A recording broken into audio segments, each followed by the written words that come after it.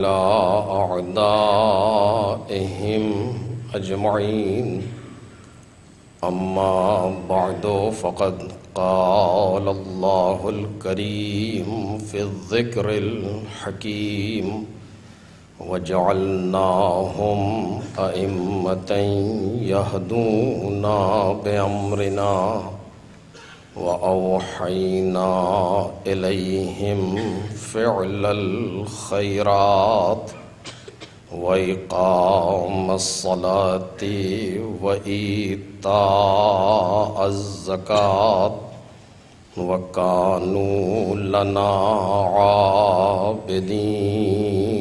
صلوات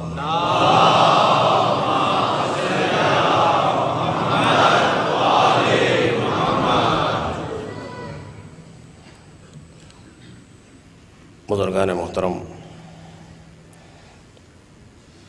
اور برادران عزیز،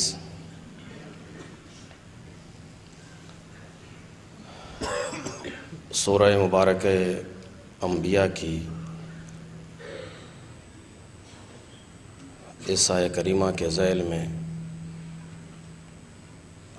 ہماری گفتگو ہو رہی ہے، جس میں خالق کائنات کا ارشاد ہے کہ ہم نے انہیں امام بنایا جو ہمارے امر سے ہدایت کرتے تھے، اور ہم نے ان کی طرف کار خیر کرنے، نمازوں کو قائم کرنے اور زکوٰۃ دینے کی وحی کی، اور یہ سب ہماری ہی عبادت کرتے تھے۔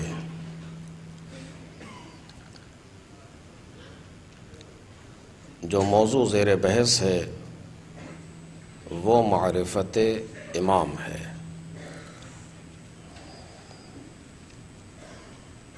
کل کی گفتگو سے متصل کرتے ہوئے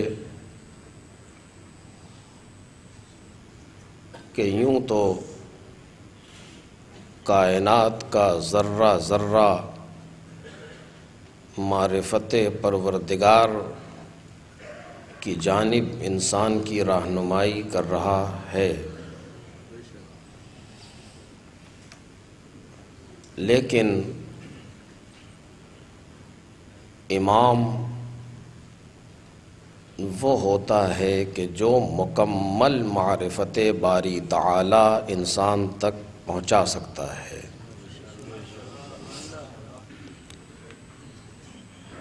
کائنات کا ذرہ ذرہ اس مالک کی نشانی اور اس کی آیت ہے، لیکن کسی ایک صفت کی طرف نشاندہی کر رہا ہے، کسی ایک رخ کو بیان کر رہا ہے،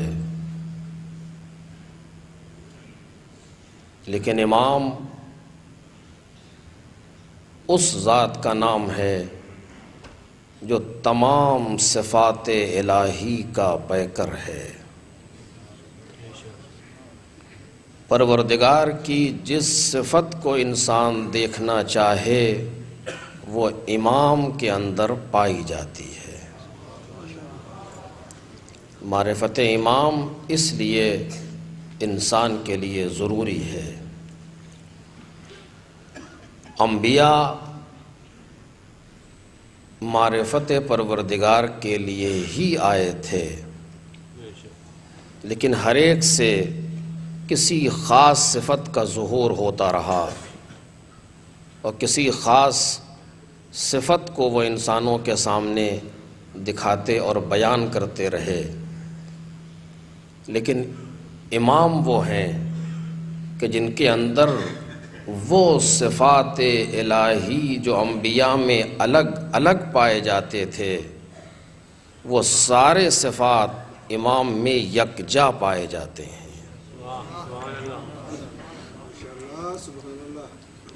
جس کو میں پہلے گزارش کر چکا ہوں کہ تمام انبیاء میں پائے جانے والی صفتیں کمال کی منزل پر پہنچی ہیں پیغمبر میں.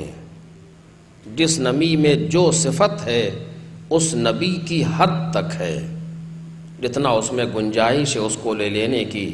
اسی لیے قرآن مجید نے کہا کہ تلک الرسل فضلنا بعضهم علی بعض، ہم نے بعض کو بعض پر فضیلت دی ہے. اسی لیے ایک نبی ایک چیز کو درک کر لیتا ہے، ممکن ہے اسی چیز کو دوسرا درک نہ کر سکے. جناب خضر جس چیز کو بیان کر رہے ہیں جناب موسیٰ اسے درک نہیں کر رہے، اس اعتبار سے کیونکہ یہ ظاہر پر معمور ہیں جناب موسیٰ، وہ باطن پر معمور ہے جناب خضر. ان کا میدان الگ ہے، ان کا میدان الگ ہے. وہ ایک کام کر رہے ہیں، اس کے سبب کو جناب موسیٰ درک نہیں کر رہے، وہ فوراً اعتراض کرتے ہیں. تو جناب خضر نے کہا یہ تھا کہ میرے ساتھ میرے علم سے لے تو لو، لیکن شرط یہ ہے کہ کچھ کہنا نہیں، جب تک میں خود نہ بیان کر دوں سوال نہ کرنا. لیکن 3 مرحلے آپ کے سامنے مجھے بیان نہیں کرنا. 3 مرحلے پیش آئے اور ہر مرحلے پر سوال کیا جناب موسیٰ نے، کیونکہ ظاہری شریعت کا نمائندہ تھا، ظاہر کے اعتبار سے وہ کام درست نہیں تھا. اور جب کام درست نہیں ہے جناب خضر کا جناب موسیٰ کی نظر میں تو کہنا ضروری ہے. اور پھر بعد میں انہوں نے بیان کیا. آپ دیکھ رہے ہیں ذرا سی مصلحت کو یہ محسوس کر رہے ہیں، وہ محسوس نہیں کر رہے. لیکن ائمہ طاہرین کے یہاں یہ چیز نہیں پائی جاتی. یہاں آواز یہ دی جاتی ہے کہ کبیرنا و صغیرنا سوا، ہمارے چھوٹے بڑے سب برابر ہیں، کوئی فرق نہیں پڑتا سن کے اعتبار سے.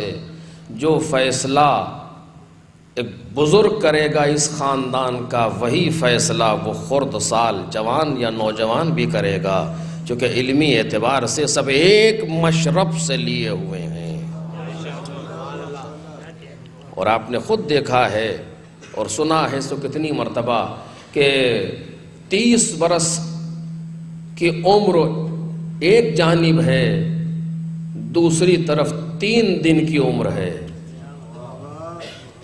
30 برس اور 3 دن.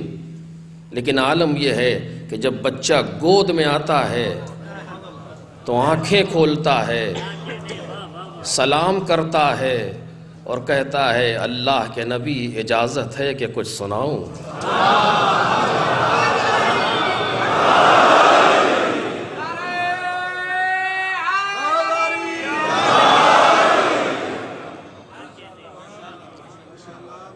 یہ کیا ہے؟ یہ اسی سمت اشارہ ہے کہ اس خاندان میں چھوٹے بڑے برابر ہوتے ہیں. ایک صلوات پڑھیں محمد اور آل محمد.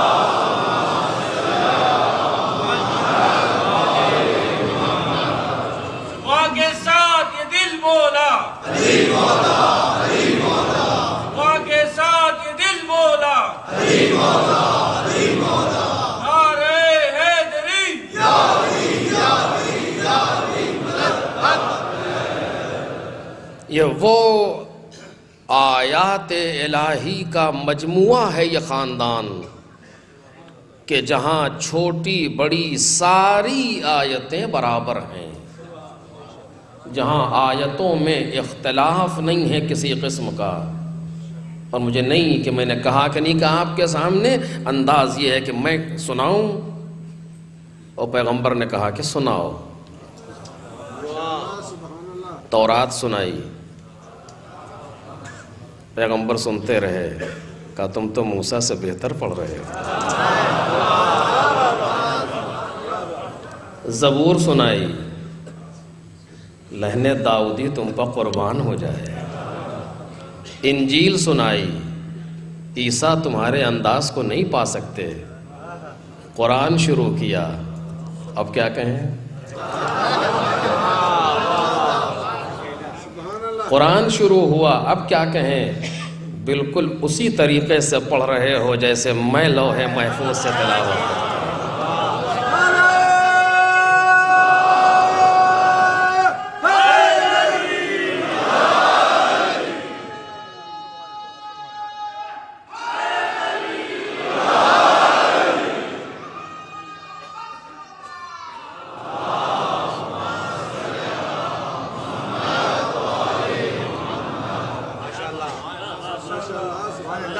کل اسی طریقے سے پڑھ رہے ہیں. کیوں؟ سارے کمالات انبیاء کا اختتام ذات پیغمبر. توجہ کیجئے گا اس جملے پر. سارے کمالات انبیاء کی انتہا ذات پیغمبر نہیں، بلکہ سارے کمالات الہی کے ظہور کی کا منتہا ذات پیغمبر. کوئی صفت پروردگار ان کے علاوہ کہیں سے انتہا کی منزل پر ظہور کر ہی نہیں سکتی، کیونکہ یہ اول مخلوق ہے، کیونکہ یہ اتم میں مخلوق ہے، کیونکہ یہ اتم میں موجودات ہیں. سارے صفات الہی جہاں سے ظہور کریں گے اپنے انتہا پہ جا کر کے ذات پیغمبر ہے. جناب آدم کی صفت اگر کامل نظر آئے گی تو ذات پیغمبر میں. جناب نوح کی صفت اگر مکمل نظر آئے گی تو ذات پیغمبر میں. چونکہ نوح کے اندر کمی نہیں ہے، مطلب اس کو محسوس کیجئے گا، انبیاء کے اندر نقص نہیں ہے، نہ ان کا وجود جتنا تحمل کر سکتا ہے اس اعتبار سے کامل ہے. جتنا ان کا وجود تحمل کر سکتا ہے اس اعتبار سے وہ مکمل ہے، نقص نہیں ہے. ممکن نہیں ہے کہ جس زمانے میں کوئی نبی زندگی گزار رہا ہے قوم کوئی سوال کرے نبی کو پتہ نہ ہو، یہ نہیں ہو سکتا.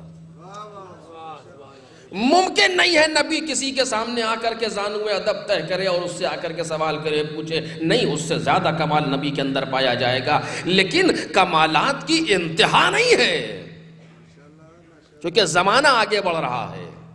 جناب آدم میں صفت مکمل ہے اپنے اعتبار سے، لیکن یہ صفت جب کمال پہ پہنچے گی تو جا کے پیغمبر کے ذات میں مکمل ہوگی. اور اب پیغمبر اپنے بعد جو چھوڑیں گے وہ مکمل شدہ چھوڑیں گے. توجہ کریں، پیغمبر اپنے بعد جو صفت چھوڑیں گے وہ کامل ہوئی صفت چھوڑیں گے. تو یہ صفت کس میں پائی جائے گی؟ اگر اسی ایک نقطے پر دنیا توجہ کرے تو بہت سے مسائل حل ہو جائیں گے. میں نے شاید اس سے پہلے بھی اسے کہا ہے آپ کے سامنے، سارے انبیاء کی صفات مکمل ہو رہی پیغمبر پر، پیغمبر سے آگے کوئی جا ہی نہیں سکتا، سوال ہی نہیں پیدا ہوتا. اصلا عالم وجود میں گنجائش نہیں ہے. ممکن الوجود اپنی انتہا پر پہنچ گیا ہے ذات پیغمبر میں. جو کہا جا رہا ہے 2 کمانوں کا فاصلہ یا اس سے کم، وہ اسی لیے ہے کہ اب عالم وجود میں گنجائش نہیں ہے. اور سارے صفات الہی جو مکمل ہو رہے ہیں وہ ذات پیغمبر پر مکمل ہو رہے ہیں. اور جو صفات پیغمبر کے اندر پائے جاتے ہیں، ایک جملہ عرض کر رہا ہوں جو یہاں کا نہیں ہے لیکن جلدی سے آپ کی سماعت و بھروسہ کرتے ہوئے، جو صفات پیغمبر میں پائے جا رہے ہیں صفات باری تعالیٰ، یہ ایسے صفات ہیں جس کو نہ جناب آدم در کر سکتے ہیں، نہ جناب نوح در کر سکتے ہیں، نہ جناب ابراہیم در کر سکتے ہیں، نہ جناب موسیٰ اور عیسیٰ در کر سکتے ہیں. 1,23,999 انبیاء ان صفات کا ادراک نہیں کر سکتے جو پیغمبر کے اندر پائے جا رہے ہیں. اسی لیے فرماتے ہیں لی مع اللہ حال لا یسعہ ملک مقرب ولا نبی مرسل. میرے اور پروردگار کے درمیان ایسی حالت ہے جسے نہ کوئی نبی سمجھ سکتا ہے نہ کوئی مرسل سمجھ سکتا ہے. وہ کون سی حالت ہے؟ توجہ کریں، وہ کون سی حالت ہے؟ صرف ایک لفظ کہہ کر کے زبان پر جاری ہو گیا ہے، کہہ کر کے آگے بڑھ جاؤں گا. وہ کون سی حالت ہے؟ کیا کوئی مخفی گفتگو ہے کہ جیسے ہم آپ سے کوئی راز کی بات کہہ دیں اور کسی سے کہیے گا نہیں؟ اور اب تو عالم یہ اگر یہ کہہ دیا کسی سے کہیے گا نہیں تو اسی جملے کے ساتھ بات آگے بڑھتی ہے، کسی سے کہیے گا نہیں، اس نے اس سے کہا کسی سے کہیے گا نہیں، اس نے اس سے کہا کسی سے کہیے گا نہیں. لیکن مثلا آپ نے راز کو راز رکھ لیا، میں نے کہہ دیا کسی سے کہیے کہ آپ نے کسی سے نہیں کہا. آپ امین تھے راز کے، اور اکثر لوگ ایسے ہی ہوتے ہیں، امین ہے راز کے، کسی سے نہیں کہا. اب آپ کیا کہہ رہے ہیں؟ ہمارے پاس ان کا ایک راز ہے جو میرے علاوہ کوئی نہیں جانتا. پیغمبر یہی کہہ رہے ہیں. یعنی ایسا ہی کوئی راز ہے پیغمبر کا اور خدا کا کہ جسے کوئی نہیں جانتا، نہ کوئی نبی نہ مرسل. جی نہیں، لی مع اللہ حالن، میرے اور خدا کے درمیان ساتھ میں ایک ایسی حالت ہے. کوئی راز کی گفتگو نہیں ہے، کوئی قول نہیں ہے، عالم تکوین ہے وہ.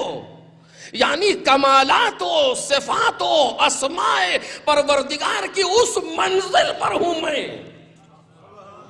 توجہ کریں جو بات عرض کر رہا ہوں، اسماء و صفات و کمال و جمال و جلال الہی کی اس منزل پر ہوں میں جس کو کوئی نبی درک نہیں کر سکتا.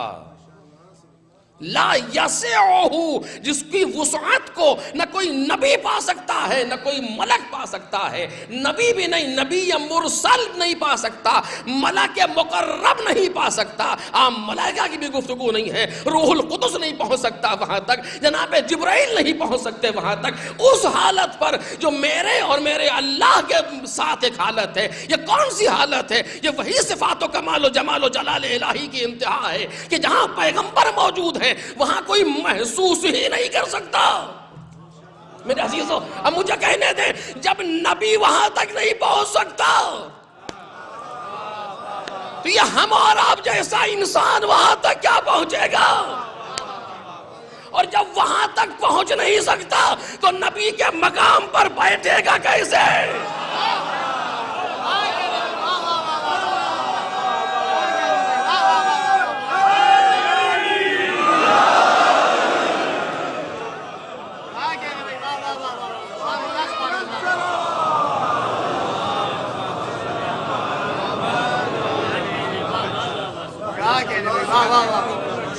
دیکھیے، میں جو گفتگو کر رہا ہوں آپ کے سامنے وہ علمی گفتگو کر رہا ہوں، مجھ سے کسی اور چیز سے بحث نہیں ہے، اور انداز بھی یہ نہیں ہونا چاہیے. ہم چاہتے ہیں ہماری اچھی باتیں اچھے طریقے سے دوسروں تک پہنچیں.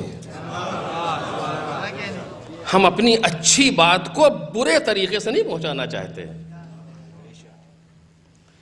نبی ایک جملہ آپ استعمال کرتے ہیں، اردو میں استعمال ہوتا ہے، اصل میں فارسی ہے جا نشین. مطلب کیا ہوا اس کا؟ دو چیزوں سے بنا ہے جملہ یہ. جا نشین، قائم مقام. جا نشین یعنی جگہ پر بیٹھنے والا. دیکھ رہے ہیں آپ، ایک استاد ہے، اس کا ایک شاگرد اس کا جا نشین ہے، یعنی اس کی جگہ پر بیٹھتا ہے. ہو بات واضح ہو گئی. نبی کی جگہ پر کون بیٹھے گا؟ کون بیٹھے گا؟ نبی کا جا نشین، نبی کی جانشین، نبی کی جگہ پر بیٹھنے والا. نبی کی جگہ پر، جہاں نبی تھے. نبی کی جگہ کوئی یہ معمولی تخت ہے جو آپ کے سامنے موجود ہے. نبی کی جگہ یہ جگہ ہے جہاں آپ دیکھ رہے ہیں مقام نبوت. جہاں نبی بیٹھے ہیں اس جگہ پر جناب آدم بیٹھ جائیں گے. نبی کے جانشین جناب آدم ہو سکتے ہیں. نبی کے جانشین دوسرے انبیاء ہو سکتے ہیں. کیوں نہیں ہو سکتے؟ کیونکہ ان کا جو مقام ہے وہ ان کا مقام نہیں ہے. آپ اگر ایک مرکری کو اتار کے 0 واٹ کا بلب لگائیں وہی روشنی دے دے گا؟ نہیں دے سکتا. یہ اس کا قائم مقام ہے ہی نہیں. آپ کیا میں مرکری 1000 واٹ کا نکال کر کے اس کا جانشین بنا رہا ہوں 500 واٹ کا؟ ہو ہی نہیں سکتا. اس کا جانشین ہو ہی نہیں سکتا. اس کا جانشین وہی ہوگا جو اس جیسا ہو.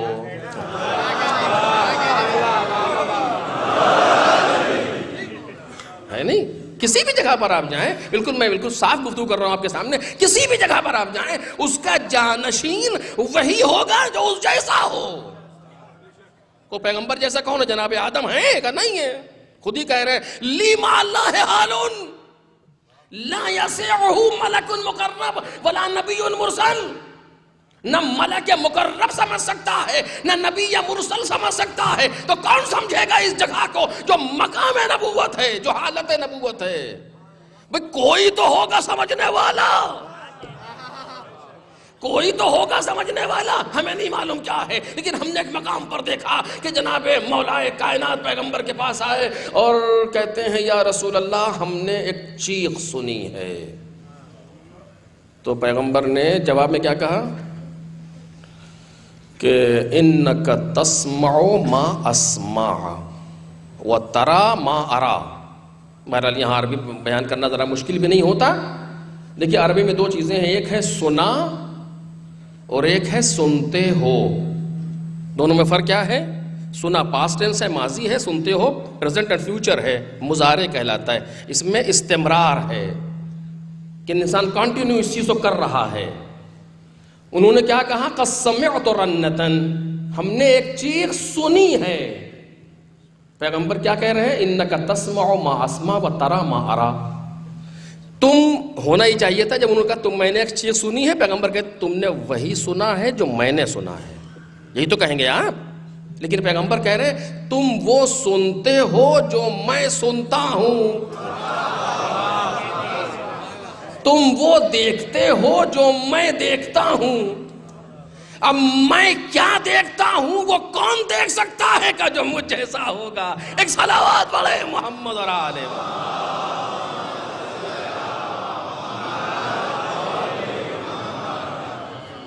تو کمالات انبیاء کے منتہا کا نام ہے ذات پیغمبر.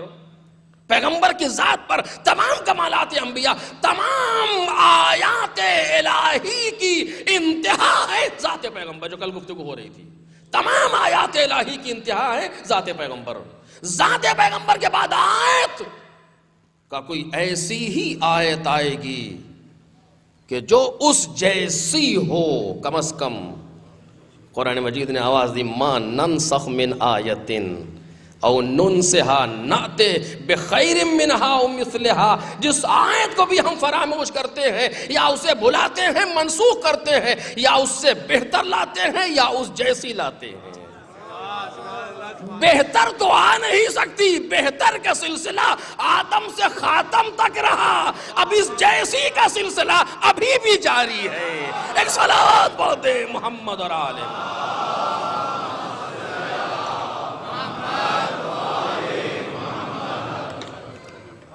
اب اس جیسی آیتوں کا سلسلہ ابھی بھی جاری ہے. پیغمبر کی جیسی آیت کا تمام آیات کی انتہا ذات پیغمبر ہے. پیغمبر کے بعد وہ آیتیں شروع ہوئیں جو ساری کی ساری پیغمبر جیسی تھیں. اسی لیے آواز دی. بلکہ پیغمبر جیسی تو بھی اردو کی مشکل ہے جو یہ کہے، ورنہ پیغمبر نے اس سے بڑھ کر کے بات کہی ہے. میرا پہلا محمد جیسا نہیں، میرا پہلا محمد ہے. میرا آخر محمد جیسا نہیں، میرا آخر محمد ہے.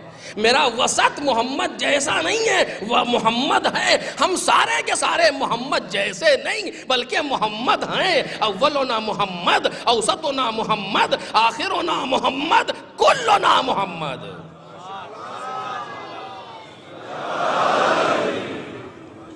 غرض آیات الہی آخری آیت جسے پیغمبر نے سمیٹ کے کہا، جو میں نے کل آپ کے سامنے بیان کیا، جس کو جناب آدم کو دیکھنا ہو، نوح کو دیکھنا ہو، موسیٰ عیسیٰ الی آخر فَلْيَنْظُرْ إِلَىٰ وَجْهِ عَلِيِّ بْنِ أَبِي طَالِبٍ. خوب یہاں تک بات کل پہنچی تھی. پروردگار عالم نے جب کوئی نعمت عطا کی ہے اس کے مقابلے میں ذمہ داری لگائی ہے. اگر آپ کو پچھلی تقریر یاد ہو 2 دن پہلے، جو نعمت پروردگار عالم نے عطا کی اس کے مقابلے میں ذمہ داری. سب سے بڑی نعمت کا سب سے بڑی آیت، سب سے بڑی آیت کون؟ خود ذات پیغمبر. پیغمبر کے بعد کا پیغمبر جیسے کون ہے جو سلسلہ آج تک جاری، میں دوبارہ وقت نہیں لینا چاہتا، سلسلہ آج تک جاری ہے. ان کے مقابلے میں ہماری ذمہ داری، توجہ کریں اس پر تھوڑی سی بات، پھر انشاءاللہ گفتگو آگے. ان کے مقابلے میں ہماری ذمہ داری، چونکہ نعمت اس سے بڑی نعمت نہ ہمارے پاس ہے نہ خدا کے پاس ہے. ایک صلوات پڑھے محمد اور آل محمد.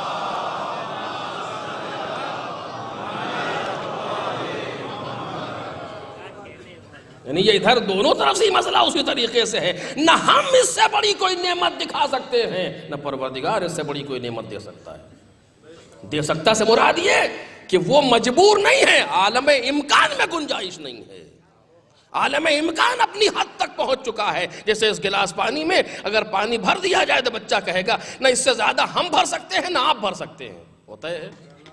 ہمارے پاس پانی کا ٹینک موجود ہوا کرے، اس کی ظرفیت تمام ہو گئی، اس کا وجود تمام ہو گیا، وہ لامتناہی ہے، درست ہے، عالم امکان تو محدود ہے۔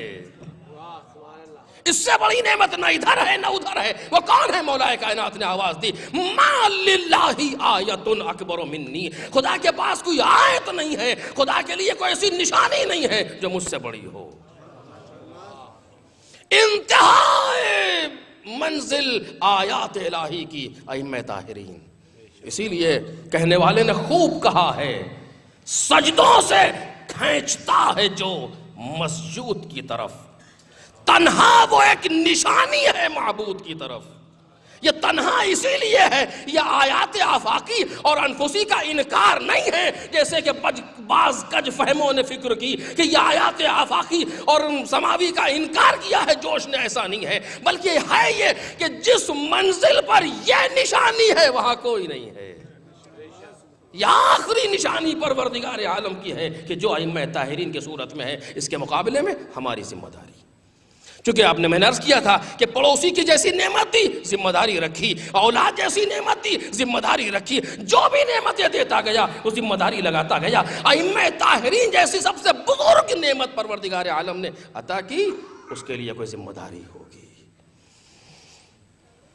بس عزیزو، اب یہ وہ مقام ہے کہ جہاں مجھ جیسا انسان گفتگو ہی نہیں کر سکتا، کوئی اہل چاہیے یہاں بولنے کے لیے، کہ جہاں امام کے مقابلے میں ہماری ذمہ داری کیا ہو سکتی ہے۔ یہ خود ایک موضوع ہے جس کو میں آپ کے سامنے بیان نہیں کروں گا اور نہ کر سکتا ہوں، اور وقت بھی نہیں ہے، صرف اشارتاً بات کو آگے بڑھانا چاہتا ہوں۔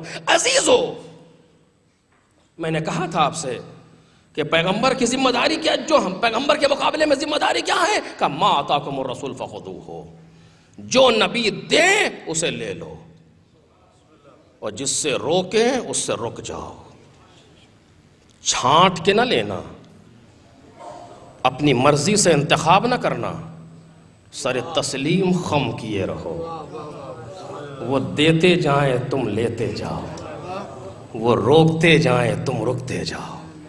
یہ ہماری ذمہ داری ہے اس نعمت کے مقابلے میں۔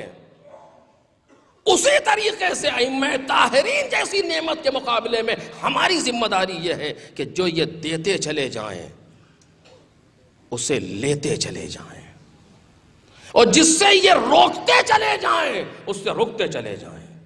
توجہ کریں، اس سے رکتے چلے جائیں جس سے یہ روکتے چلے جائیں۔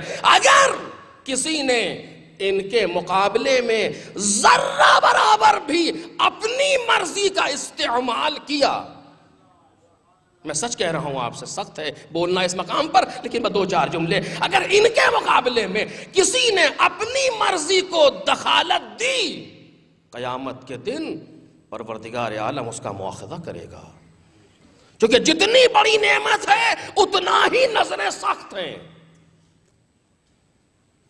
اور آج ہم اور آپ جس فرش عزا پر بیٹھے ہیں، یہ اتنی بڑی نعمت ہے پروردگار عالم کی کہ میری نظر میں کوئی کسی کے پاس یہ نعمت موجود نہیں ہے۔ یہ نعمت جو ہمارے پاس ہے، مقابلے میں ذمہ داری کیا بنتی ہے؟ اس سلسلے میں کیا ذمہ داری بنتی ہے ہماری اس چیز کو آگے بڑھانے کے لیے؟ سوچا ہم نے اس بارے میں؟ آپ دیکھیے، میں بہت سی باتیں لیکن چھوڑ کر کے عرض کر رہا ہوں کہ اس غم کو جو آج ہم اور آپ منا رہے ہیں، اس کو یہاں تک پہنچانے میں کیا کیا گیا اور کیسے انجام دیا گیا؟ توجہ کیجئے گا۔ سب سے پہلی ذات جس نے غم حسین کو منایا بھی ہے، پہنچایا بھی ہے، کون ہے؟ جو غم حسین منا بھی رہی ہے اور پہنچا بھی رہی ہے، وہ کون ہے؟ جناب زینب سلام اللہ علیہا۔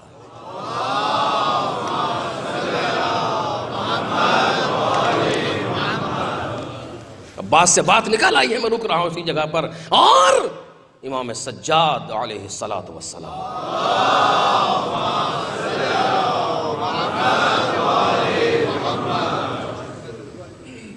امام سجاد کا عالم یہ ہے، 35 سال تک زندہ رہے ہیں ظاہری حیات کے ساتھ کربلا کے بعد۔ 61 کے شروع کا واقعہ ہے، 95 میں آپ کی شہادت بھی محرم میں۔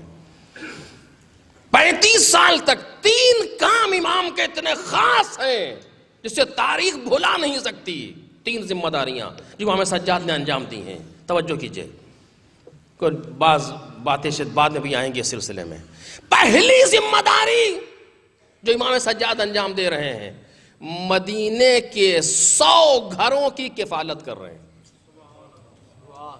جسے بیان بھی کم کیا جاتا ہے، ہم سنتے بھی کم ہیں۔ 100 فیملیز ہیں جن کی ذمہ داری امام سجاد اٹھائے ہوئے ہیں، اور راتوں کو جا کر کے ان کے گھر پہ کھانا پہنچاتے ہیں۔ 100 فیملی کا آنا یعول مئاتا، 100 فیملی گھرانے ہیں یہ جس کی ذمہ داری کفالت کی امام سجاد کی ہے۔ کون ہے یہ؟ کربلا کا عزادار جو 100 گھروں کی کفالت کر رہا ہے اکیلا۔ اور امام باقر فرماتے جب میں نے غسل دیا ہے بابا کو تو پیٹھ پر بوریے کے نشان دیکھے ہیں، اس کی علامتیں دیکھی ہیں۔ امام باقر نے فرمایا 3 ذمہ داری امام سجاد انجام دے رہے ہیں۔ یہ پہلی ذمہ داری۔ مرنے کے بعد پتا چلا کہ کون تھا جو راتوں کو کھانا لے کر کے آتا تھا، جو مولائے کائنات کا طریقہ تھا، وہی امام سجاد کا طریقہ تھا۔ مجال ہے کسی بچے کو امام سجاد بھوکا دیکھ تو لیں، سوال ہی نہیں پیدا ہوتا۔ اور اسی پر اگر گفتگو کی جائے تو یہی موضوع کافی ہے بیان کے لیے۔ دوسری ذمہ داری جو امام سجاد نے اپنے حوالے کر رکھی ہے وہ دعا کی ذمہ داری ہے۔ اتنا بڑا خزانہ دعاؤں کا کسی سے ملا ہی نہیں جتنا امام سجاد نے دیا ہے، جس کو زبور آل محمد کہا جاتا ہے، جس کتاب کو، وہ کون سی کتاب؟ صحیفہ سجادیہ یا صحیفہ کاملہ، کہ جو امام سجاد کی دعائیں ہیں۔ یہ کب ہیں؟ یہ وہی کربلا کے بعد، یعنی یہ کربلا کا عزادار ہے جو اتنی دعائیں چھوڑ رہا ہے کہ ہر مناسبت کے لیے دعا موجود ہے۔ اور دعا ایسا خزانہ ہے جو سچ کہہ رہا ہوں آپ سے، سوائے مذہب تشیع کے کہیں پایا ہی نہیں جاتا۔ قرآن مسلمانوں کے درمیان موجود ہے، احادیث پیغمبر مسلمانوں کے درمیان موجود ہیں، لیکن دعا ایسا خزانہ ہے جو کسی کے پاس ہے ہی نہیں سوائے ہمارے اور آپ کے۔ کس نے چھوڑا؟ کربلا کے ایک عزادار نے۔ یہ دوسری ذمہ داری۔ اور تیسری ذمہ داری جو سب سے مہم ذمہ داری امام سجاد کی نظر میں، وہ کیا؟ یاد کربلا کو باقی رکھنا، یاد کربلا کو باقی رکھنا۔ اب اس پر آپ سوچیں گے ذرا، ہم اور آپ سوچیں گے کہ امام سجاد مجلسوں میں جا کر کے بیٹھ کر کے گریہ کر کے اسے کافی نہیں سمجھتے۔ میں ایک بات کی طرف اشارہ کر رہا ہوں، اگر میرا مجمع اسے محسوس کر جائے، امام سجاد اپنے گھر میں مجلسیں کرنے کو کافی نہیں سمجھتے، جبکہ مجلسیں کی ہیں امام سجاد نے، اس میں دو رائے نہیں ہے۔ شعراء کو بلایا ہے امام سجاد نے، انہوں نے مجلسیں پڑھی ہیں، انہوں نے مصائب کو بیان کیا ہے، پردہ ڈالا گیا ہے، ادھر خواتین موجود ہیں، ادھر امام موجود ہیں۔ یہ اکثر اماموں کا تذکرہ رہا ہے، اکثر اماموں کا شیوا رہا ہے۔ امام صادق کے یہاں بھی یہ چیز موجود ہے، امام رضا کے یہاں بھی یہ چیز موجود ہے، امام سجاد کے یہاں بھی یہ چیز موجود ہے۔ شاعر آیا ہے، امام کے مصائب پڑھ رہا ہے، خود بھی رو رہے ہیں، گھر کے پیچھے سے، پردے کے پیچھے سے رونے کی آوازیں آ رہی ہیں۔ یہ شعار ہر ایک کا رہا ہے، اس سے بحث نہیں ہے، لیکن امام سجاد نے اسے کافی نہیں سمجھا۔ توجہ کریں، امام سجاد نے اسے کافی نہیں سمجھا کہ گھر میں مجلس کر لی اور فی امان اللہ، کسی مجلس میں چلے گئے اور خدا حافظ نہیں۔ امام سجاد نے اس غم کو آفاقی بنایا تھا۔ توجہ چاہتا ہوں، امام سجاد نے اس غم کو گھر سے باہر نکالا ہے۔ امام سجاد نے غم حسین کو گھر اور امام بارگاہ کی 4 دیواریوں سے باہر لا کر کے پیش کیا ہے۔ یہ کوئی ایک جذباتی فعل نہیں ہے امام سجاد کا کہ کسی قصاب کو ذبح کرتے دیکھا تو رونے لگے، نہیں، اس پر توجہ کریں۔ صرف یہ ایک جذباتی رونا نہیں تھا امام کا کہ ایک جذبات میں آ کر کے گوسفند کو ذبح ہوتے دیکھا تو رونے لگے، نہیں، بلکہ بیان یہ کر رہے تھے ایک عزادار کی حیثیت سے توجہ کریں، ایک عزادار کی حیثیت سے جہاں جیسے بھی موقع مل جائے یاد حسین کا تم بھی یاد کرو، دوسروں کو بھی یاد دلاؤ. ایک صلوات پڑھ دیں محمد اور آل.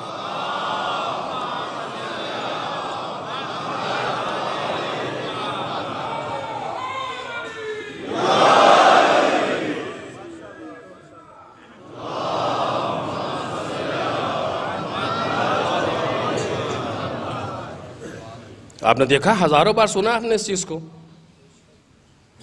نوبت یہ آ گئی تھی کہ قصاب جب آتے دیکھتے تھے تو کپڑا ڈال دیتے تھے.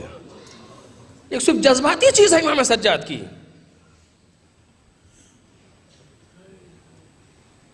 کیا کہنا چاہ رہے تھے؟ گوسفند کو دیکھا تو رونے لگے. خوب دوسرے امام کیوں نہیں رونے لگے اس طریقے سے؟ صرف امام سجاد کہاں کیوں ملتا ہے اس طریقے سے؟ کہ ہر امام کا اپنا طریقہ تھا، لیکن بیان یہ کرنا تھا کہ ابھی کربلا کا واقعہ ہوا ہے، میری ذمہ داری ہے بعنوان راوی کربلا. پروردگار عالم نے 50 سال تک کے لیے کربلا کے بیان کے لیے معصوم راوی رکھا ہے. یہ انتظام پروردگار ہے. موقع ہو انسان صرف کربلا پر گفتگو کرے. کربلا جیسا واقعہ جہاں 3 اماموں کی نگرانی میں یہ واقعہ پیش ہوا.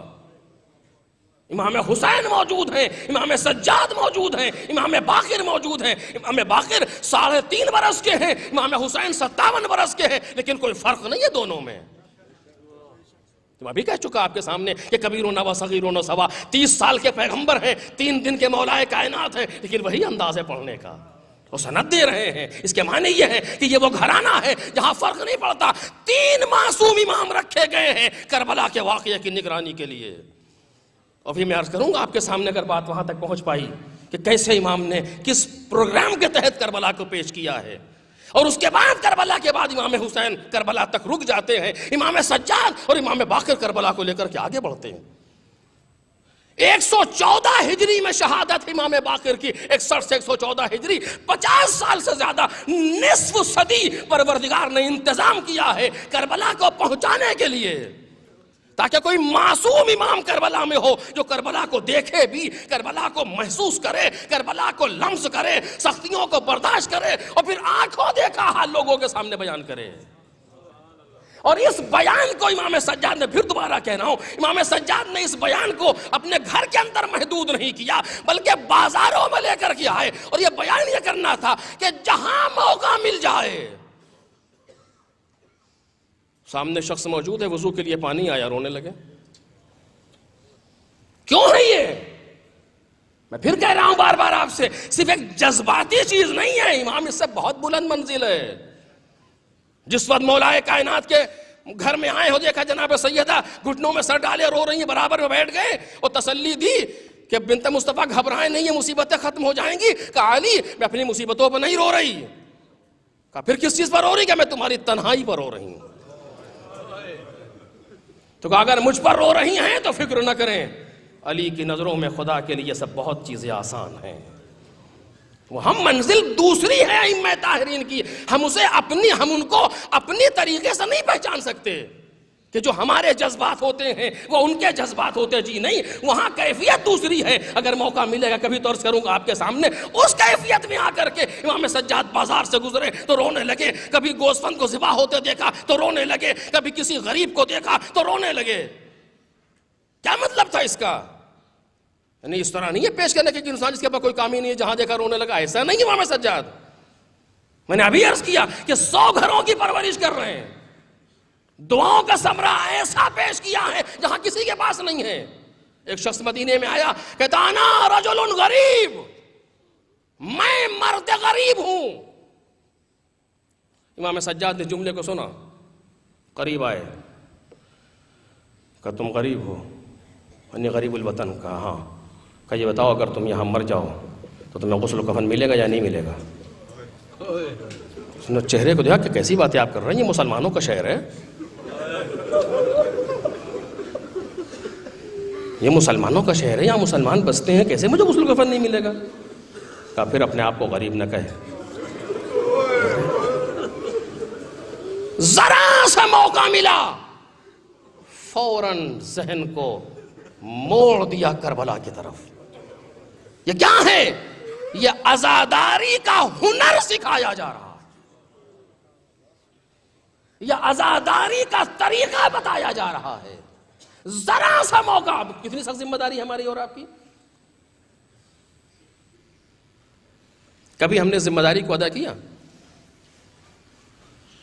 مجلسوں پر پابندی ہو گئی، یہ ہو گئی، وہ ہو گئی. مجلسوں پر پابندی لگ سکتی ہے، عزا پر پابندی کیسے لگے گی؟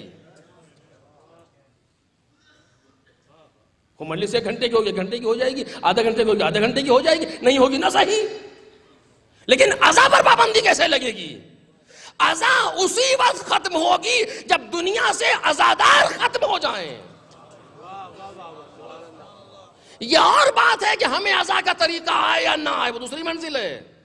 لیکن عزائے حسین اسی وقت ختم ہو سکتی ہے جب دنیا سے عزادار مٹ جائیں. جی نہیں، اس وقت بھی ختم نہیں ہوگی. حسین کو رونے والے جن بہت ہیں، حسین کو رونے والے فرشتے بہت ہیں، حسین کو رونے والی کائنات کی اشیاء بہت ہیں. پتھر اٹھاؤ گے تو روئے گا.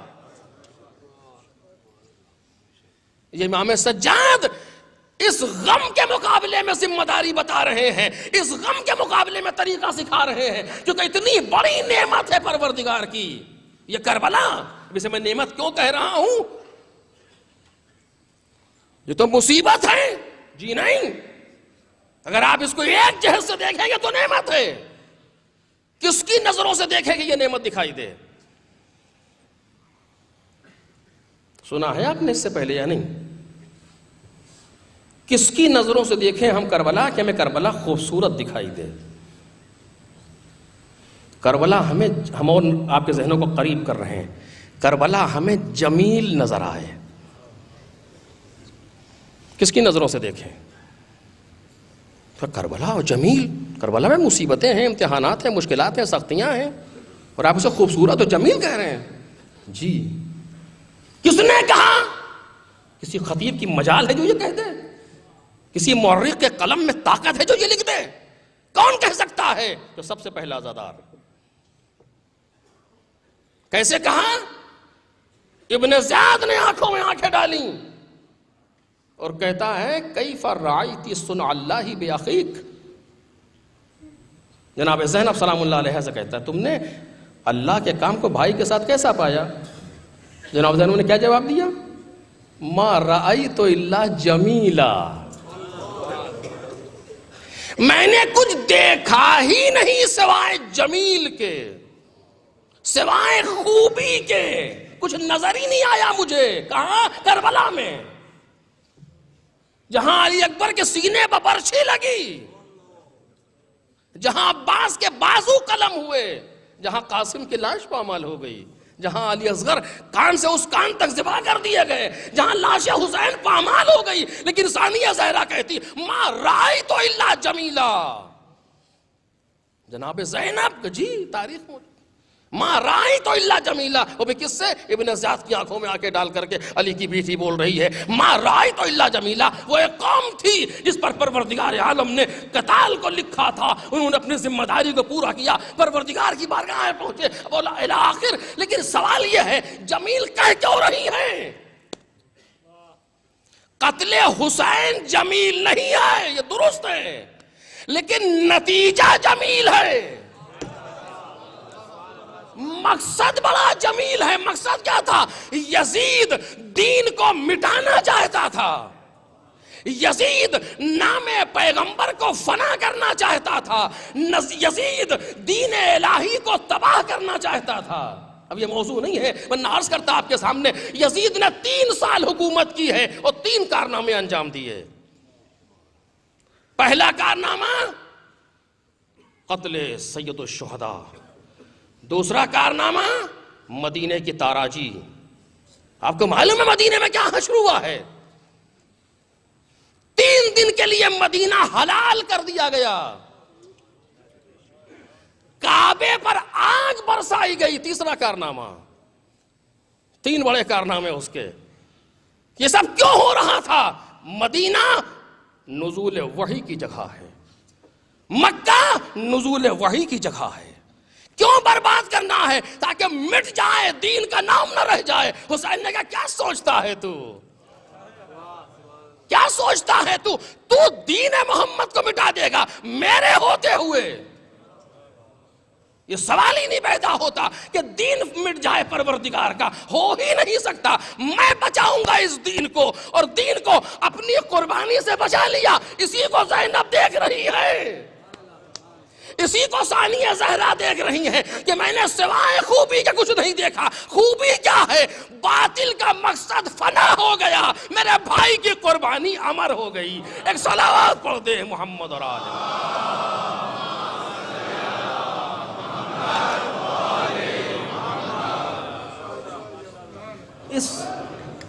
کیسے بچا رہے امام سجاد اس مقصد کو؟ گھر کی چہار دیواریوں سے باہر نکالا، تم کیسے روک لو گے؟ مجلسیں نہ ہونا ایک دوسرا مسئلہ ہے، عزا ختم ہو جائے سوال ہی نہیں پیدا ہوتا۔ کتنی بڑی ذمہ داری ہے۔ آفس میں ہم بیٹھے ہیں، کبھی ایسا ہوا ہمارے ساتھ؟ آپ کے ساتھ خدا کرے ہوا، میرے ساتھ تو مجھے تو یاد نہیں کہ پانی آیا ہو، ہمارے سامنے ہمارے دوسرے دوست بیٹھے ہوں جو غیر مذہب کے ہیں، پانی آیا ہو اور ہم اس پانی کو دیکھ کے روتے روتے پانی کو رکھ دیں۔ یہ ہے عزا، یہ ہے تبلیغ عزا۔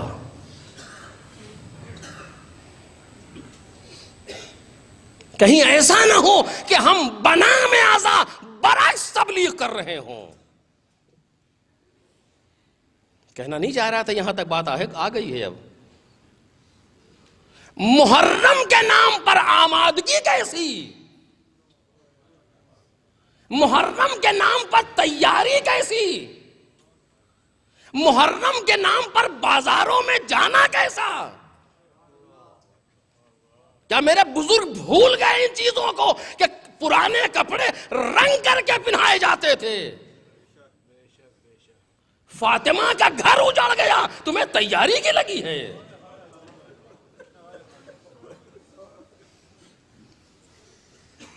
یہ برس تبلیغ تو نہیں ہے کہیں، یہ خلاف مقصد کربلا تو نہیں ہے کہیں۔ مقابلے میں ذمہ داری کیا ہے نعمت کی؟ غم کو غم رکھنا ہے۔ میں اس سے زیادہ عرض نہیں کر پاؤں گا۔ غم کو غم رکھنا ہے، غم کا سارا ڈیکوریشن ایسا ہو جس سے غم طاری ہو۔ بازار بھی جملے کیسے کہوں آپ کے سامنے، بازار والے یہ نہ کہنے پائیں، نہیں اب جملہ نکل رہا منہ سے آپ کے، یہ نہ ہو کہ وہ مقایسہ کریں کسی دوسری چیز سے محرم کا کہ اس سے زیادہ فائدہ ہمارا یہاں ہوتا ہے۔ یہ کیا چیز ہے؟ اصل یہ ہے جو عزاداری کو نقصان پہنچا رہی ہے، جو چیز اصل یہ ہے جس سے عزاداری پر حرف آ رہا ہے۔ امام سجاد پانی دیکھ کر کے رو رہے تھے باپ کے نام پر، اور ہم نئے کپڑے سلا رہے ہیں ان کے باپ کے نام پر، اور پھر اس کے بعد کہ ہم عزادار ہیں۔ دیکھ رہے ہیں آپ؟ یہ ہے ذمہ داری۔ کیا ہو رہا ہے اس سے؟ کوئی فرق نہیں پڑے گا کپڑا لے لینے سے، لیکن ہوگا کیا؟ وہی جملہ جو آپ آج رائج ہو رہا ہے چاروں طرف، وہی ہوگا کہ انہیں محرم کے آنے کی خوشی ہوگی۔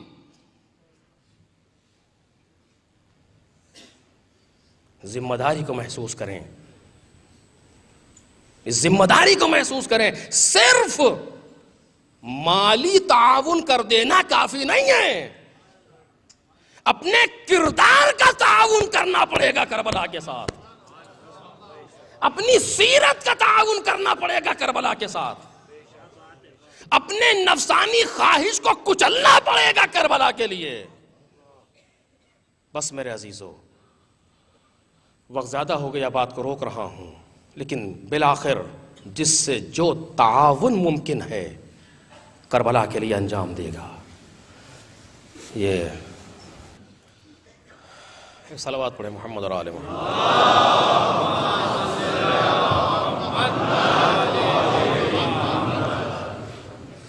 پروردگار عالم جتنی بڑی نعمت دیتا ہے اتنا ہی عظیم مواخذہ اس کی جانب سے ہے۔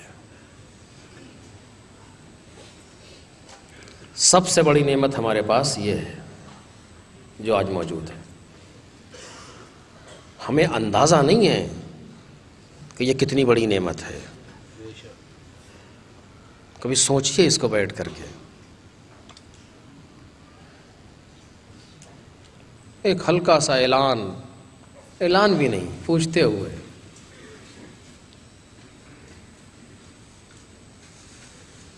پورا سال جو پلان بنتا ہے استکباری طاقتوں کی طرف سے دین کو نابود کرنے کا، ایک محرم اسے ختم کر دیتا ہے۔ دیکھ رہے ہیں؟ اگر صحیح سے محرم اور سفر پر عمل ہو جائے تو استکباری طاقتوں کو سانس لینا دوبھر ہو جائے، سانس لینا۔ اور اس شخص نے کیا کہا تھا جس نے اتنا بڑا کارنامہ انجام دیا؟ ائمہ طاہرین کے بعد اتنا بڑا کارنامہ نظر نہیں آتا۔ اس نے کیا کہا؟ اس نے یہ نہیں کہا کہ یہ ہماری سیاست کا نتیجہ ہے، اس نے یہ نہیں کہا کہ یہ ہماری فراست کا نتیجہ ہے، اس نے یہ نہیں کہا کہ یہ ہمارے دوستوں کا نتیجہ ہے، بلکہ یہ آواز دیتا ہے میرے پاس جو کچھ ہے وہ محرم و سفر کا نتیجہ ہے۔ یہ غم حسین ہے جو ائمہ طاہرین نے، اس پر میں نے عرض کیا کہ بہت چیز چاہیے اسے بیان کرنے کے لیے، اور بہت سے چیز نکات اس کے اندر ہیں۔ ایک تو یہی رخ تھا جو میں آپ کے سامنے عرض کر رہا ہوں، امام سجاد نے ہر ممکن بہانے سے کربلا کو یاد کیا اور یاد کروایا کربلا کو۔ ہم آفس میں ہوں کربلا پر گریا کریں، ہم اپنے اسکول میں ہوں کربلا پر گریا کریں۔ ہمارا دوست ہم سے پوچھے کیا ہو گیا ہے آج تم بدلے بدلے لگ رہے ہو، تو اس سے رو کر کے کہیں محرم کا چاند نکل آیا۔ یہ ہے تبلیغ کربلا، یہ ہے عزائے کربلا، یہ وہ چیز ہوگی جو دعائے سیدہ کا سبب بنے گی، یہ وہ ہوگی جو بدل دے گی انسان اور انسانیت کو، یہ وہ شے ہے۔ فرق پڑے ہمارے گھر کا ماحول بدل جائے، ہمارے کھانے پینے کا طریقہ بدل جائے، ہمارے دسترخوان کا انداز بدل جائے، اس لیے کہ فلک پر ماہ محرم نمودار ہو گیا، جیسا کہ ائمہ طاہرین نے کیا ہے۔ کسی نے کہا کہ مولا وہ لوگ جا رہے ہیں کربلا زیارت کے لیے، کہیں کے لیے، اور ان کے ساتھ ایسی ایسی چیزیں ہیں، یہ مرغن غذائیں، یہ اور حلوہ نہ جانے کیا کیا۔ امام نے ٹھنڈی سانس بھری اور کہا جب ان کا اپنا مر جاتا ہے تو ایسے ہی کرتے ہیں۔ یہ ہے تبلیغ اعظم۔ ایک رخ تھا جناب زینب سلام اللہ علیہ کا، لیکن اب بیان نہیں کر پاؤں گا کہ جو کارنامہ انجام دیا ثانیہ زہرا نے کربلا سے شام تک میں، لیکن انشاءاللہ پھر کبھی اس کا حق ادا نہیں ہو سکتا، وقت میں گنجائش نہیں ہے۔ یہ ضروری ہے کیونکہ یہ نعمت اتنی بڑی ہے، وہ قابل میں ذمہ داری ہے۔ ہماری ذمہ داری جو 24 گھنٹے میں ایک مجلس پڑھ لینے سے ادا نہیں ہو جائے گی، صرف آپ کی ذمہ داری 24 گھنٹے میں ایک مجلس میں آ جانے سے ادا نہیں ہوتی۔ ہمیں چاہیے قدم قدم پہ کربلا ہمارے ساتھ رہے، لفظ لفظ پہ کربلا ہمارے ساتھ رہے، ہم کربلا میں جی رہے ہوں، ہم فکری اعتبار سے میدان کربلا میں ہوں 24 گھنٹہ، اور اگر چاہیں تو رہ سکتے ہیں، کوئی خاص بات نہیں ہے۔ ذرا تصور کر کے دیکھیں ہم ہر لمحہ کربلا کے میدان میں موجود ہوں اور جدھر دیکھیں ادھر ہمیں کربلا ہی نظر آئے۔ اگر ایسا ہو جائے یہ انسان ہے واقعاً کربلائی، یہ انسان ہے جسے معرفت حسین ہو گئی۔ اس لیے کہ جو امام کو پہچان لے پھر امام حسین سے دور رہ ہی نہیں سکتا۔ بس یہ میرا آخری فقرہ ہے آج کا، جو امام حسین کو پہچان لے وہ امام حسین سے دور جا ہی نہیں سکتا، یعنی اس کی پھر مجبوری ہے کہ وہ حسین ابن علی کے ساتھ رہے۔ صرف پہچاننے کی دیر ہے، ابھی ہم نے پہچانا نہیں، ہمیں پتہ نہیں، ہم حسین کے نام پر 4 لفظیں جانتے ہیں، جبکہ یہ بھی کم نہیں ہے۔ کسی نے پوچھا عشق میں کتنے لفظ ہیں، کتنے حرف ہیں؟ تو اس نے کہا 4۔ کہا عشق میں 4 حرف 3 ہیں، عین شین قاف، کا مگر عشق حسین کا متبادل نہیں ہے۔ یہ یہ ہے کہ انسان 24 گھنٹے امام حسین کے ساتھ ہو. دسترخوان لگا ہے، گھر پر بیٹھے ہیں، مثلا 2 بچے ہیں، بیوی ہے اور ہم ہیں، دیکھتے دیکھتے آنسو آ جائیں. یہ ہے. ہمیں ماحول کو حسینی بنانا ہوگا، اپنا ماحول، اپنے گھر کا ماحول، اپنا سماج جہاں جا رہے ہیں. بس میرے عزیزو، اگر کوئی امام حسین کو پہچان لیتا ہے تو پھر حسین ابن علی سے دور نہیں رہ سکتا. اور امام حسین پہچنواتے چل رہے ہیں. آج بھی یہ سلسلہ جاری ہے، انشاءاللہ بعد میں عرض کروں گا. پہچنواتے چل رہے ہیں امام حسین. مکے سے کربلا کی طرف جا رہے ہیں، دیکھا دور ایک خیمہ لگا ہے. مقتل کے جملے ہیں، امام حسین اکیلے اس خیمے کے پاس آئے. آ کر کے پکارا تو ایک ضعیفہ باہر آئی. کہا کہ تم اکیلی رہتی ہو یہاں؟ کہا نہیں، اکیلے نہیں ہے، میرا بیٹا ہے، وہ گیا ہوا ہے جنگل کی طرف، شام کو واپس آئے گا. کہا اچھا. کہا تمہیں کوئی پریشانی تو نہیں ہے یہاں؟ کوئی پریشانی؟ اکیلے رہنے میں کوئی پریشانی نہیں ہوتی یہاں؟ کہا نہیں، اور تو کوئی پریشانی نہیں ہے، پانی کی دقت ہوتی ہے یہاں. حسین ابن علی سے پانی کا سوال. امام نے کہا میرے ساتھ آؤ. لے کر کے پشت خیمہ پر آئے، کچھ دور چلے. اور جانے کے بعد نیزہ امام کے ہاتھ میں تھا، نیزہ مارا زمین پر، ایک پتھر تھا چھوٹا سا، اسے ہٹایا نیزے کی نوک سے، ایک چشمہ جاری ہوا. حسین کو مجبور نہ سمجھنا.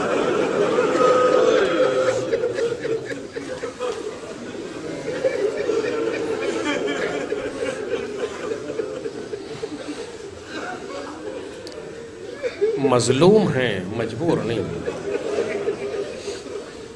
ایک چشمہ جاری ہوا. ضعیفہ نے حیرت سے دیکھا. کہا لو، تمہاری پانی کی مشکل ختم ہو گئی؟ آنے والے بہت شکریہ. کون ہیں آپ؟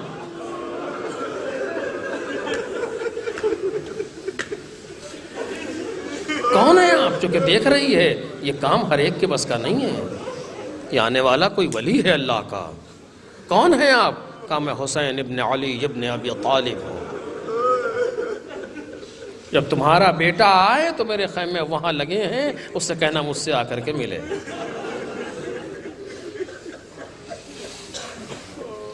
شام کو بچہ آیا، بیٹا آیا تو دیکھا کہ خیمے کے اندر پانی ہے. اماں یہ پانی کہاں سے آیا؟ ماں نے پورا واقعہ نقل کیا. بیٹا، اس کی زوجہ اور اس کی ماں، 3، یہ تینوں لوگ امام حسین کے پاس آئے، ملنے کے لیے آئے. ملاقات ہوئی. اس مختصر سی ملاقات میں اتنی معرفت دے دی حسین ابن علی.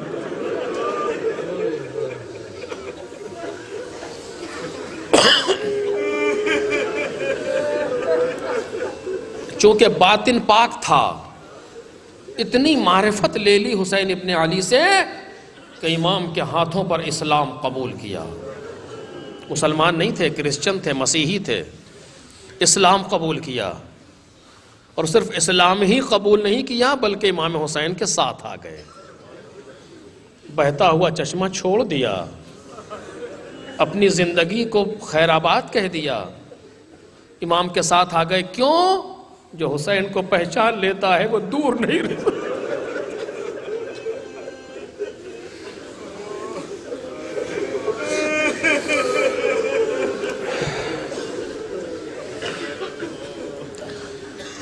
جو امام حسین کو پہچان لے وہ امام حسین سے دور نہیں رہ سکتا کسی بھی اعتبار سے. اب ہمیں یہ دیکھنا ہے ہم اپنے 24 گھنٹے میں کتنی دیر امام حسین کے ساتھ رہتے ہیں، پتہ چل جائے گا. عزاداری کا معیار معلوم ہو جائے گا. مجھے اپنی، آپ کے لیے نہیں عرض کر رہا ہوں. ساتھ آ گئے امام حسین کے، اپنا خیمہ اکھاڑا، آ کر کے امام حسین کے پیچھے اپنا خیمہ لگا دیا، چل دیے. کب ملے ہیں؟ کربلا سے 1 دن پہلے کربلا پہنچ گئے. دن گزرتے رہے، امام حسین دشمنوں میں گھرتے چلے گئے. شب عاشور آئی تو ماں نے اپنی بیٹے کو بلایا. کہا میرے لال میں نے سنا ہے کہ کل روز قربانی ہے، کل دشمن حملہ کریں گے لگتا ہے، اور ہر ایک اپنے آپ کو امام حسین پر فدا کرنے کے لیے تیار کر رہا ہے کہ ہاں ماں ایسا ہی ہے۔ میرے لال پھر کیا ارادہ ہے؟ کہا ماں گھبرائیے نہیں، ہم دفاع کریں گے اپنے آقا سے۔ کہا میرے لال مجھے شرمندہ نہ کرنا،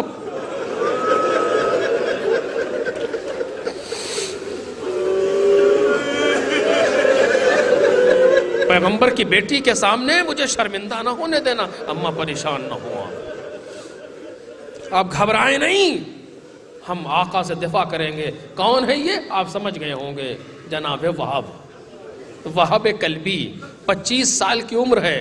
مقاتل لکھتے ہیں کہ روز عاشور جناب وہب کی شادی کا 16واں یا 17واں دن تھا۔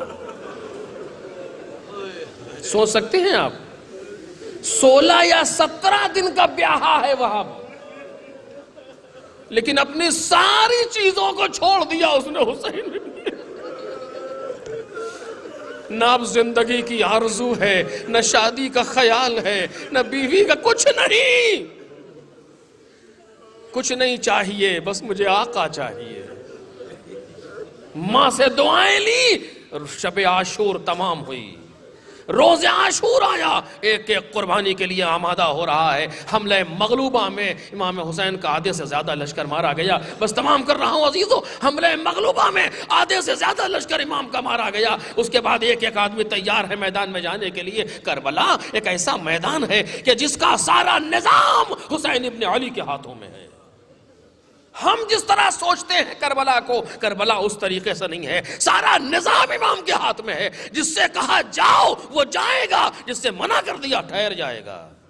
کسی میں ہمت نہیں ہے امام حسین کے سامنے دوبارہ گفتگو کر سکے۔ ٹھہر جاؤ تم، ٹھہر جاتا ہے جانے والا، چونکہ نظم کربلا امام حسین کے ہاتھ میں ہے، اور الہی پروگرام کے تحت امام حسین کربلا کو آگے بڑھا رہے ہیں۔ وہاں سامنے آیا، آقا مجھے اجازت دے دیں۔ امام حسین خاموش ہے، چونکہ جانتے ہیں اس کے ساتھ 2 لوگ ہیں، ایک اس کی بوڑھی ماں، ایک اس کی جوان زوجہ۔ نہ اس بوڑھی ماں کا کوئی سہارا اس کے علاوہ ہے، نہ اس کی جوان زوجہ کا سہارا اس کے علاوہ ہے۔ خاموش تھے، ایک آواز آئی، آقا بیوہ کا ہدیہ ہے۔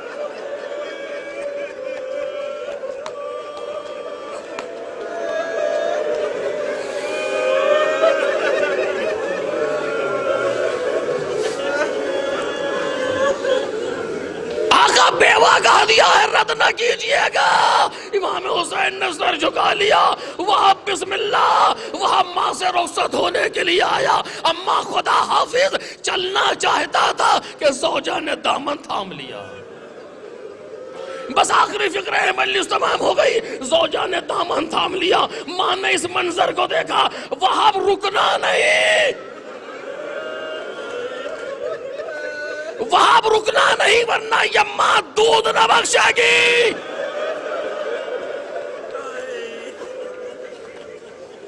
زوجہ وہاب نے فوراً کہا نہیں وہاب، میں تمہیں روک نہیں رہی ہوں۔ اللہ اللہ کیسی معرفت دے دی حسین نے۔ ماں گود کا پالا قربان کر رہی ہے، زوجہ اپنا سہاگ قربان کر رہی ہے۔ ہائے رے مجبوری، ہائے رے مظلومی۔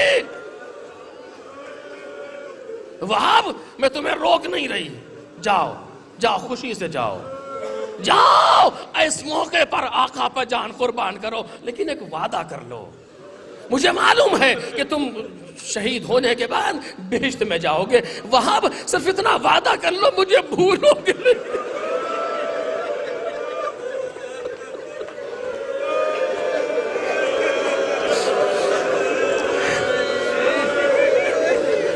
وہاں سے مجھے اتنا وعدہ کر لو کہ مجھے بھولو گے نہیں۔ مقتل کے جملے پڑھ رہا ہوں عزیزو، خطابت نہیں ہے۔ وہاب نے کہا میں وعدہ کرتا ہوں، کہا ایسے نہیں، ایسے نہیں، ایسے نہیں، چلو چلو آقا حسین کے پاس چلو، مولا کو ضامن بناؤ۔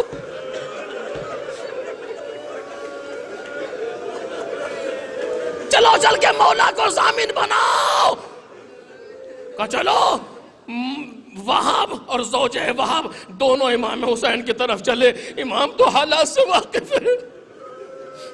آتے ہوئے دیکھا امام کی آنکھیں بھر آئیں. ارے کیا لے کر کے آ رہی ہے یہ؟ آئی قریب آئی, سلام کیا, کہا آقا وہاب جا رہے ہیں, جائیں, میری 2 خواہش ہیں. کہا کہو. کہا میری پہلی خواہش یہ ہے آقا کہ آپ جانتے ہیں ان کے علاوہ میرا کوئی نہیں, صرف مجھے اتنی اجازت دے دیں کہ ان کی شہادت کے بعد میں آپ کے اہل بیت کے ساتھ آ جاؤں.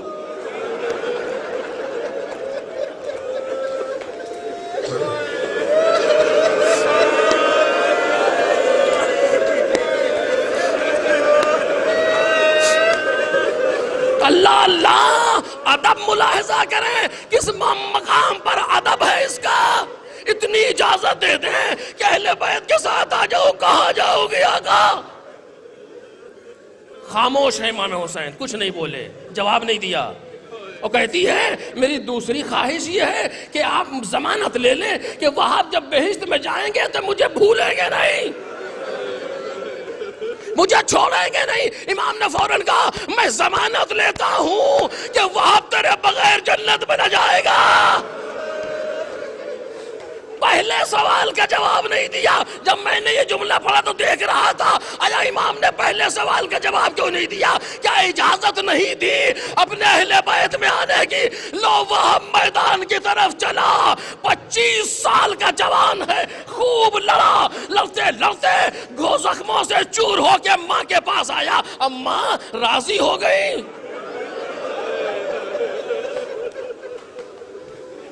ایسا نہیں ہے, اگر ماں راضی ہو جاتی تو وہاں جنگ سے پلٹ جاتا. نہیں نہیں, چاہ رہا تھا کہ مرنے کے پہلے ماں کے لبوں پر مسکراہٹ دیکھ لے. کہ میرے لال ایسے نہیں, جا کے جان قربان کر دے. دوبارہ میدان میں آیا تو اب نہ پلٹا بلکہ سر کاٹ کے پھینکا گیا. ماں دوڑی, دوڑ کے سر کو اٹھایا, سینے سے لگایا. پروردگارا تیرا شکر ہے تو نے میرے بچے کو قبول کر لیا. یہ کہہ کے سر پھینک دیا. مطلب یہ تھا جو راہ حسین پر دے دیا.